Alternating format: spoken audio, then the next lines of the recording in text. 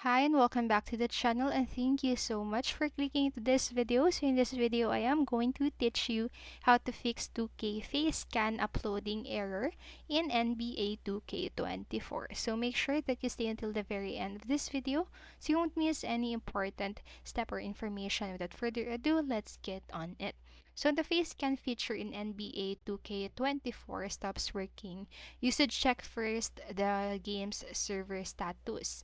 So if the servers are down, NBA won't be able to upload your face into the game. And after checking the server's status and the problem is still not yet fixed or there's no problem with the game, what you can do is you can delete the My NBA 2K companion app and just reinstall its latest version through Google Play if you're using an Android, or Apple App Store if you're using an iOS device.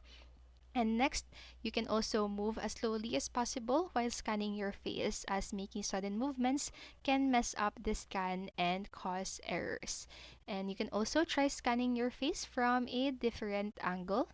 And if that still didn't fix it, you can also start scanning the process in a different light and ensure that your room is well lit. So just make sure that the overall quality of your picture is good and there is nothing wrong with it.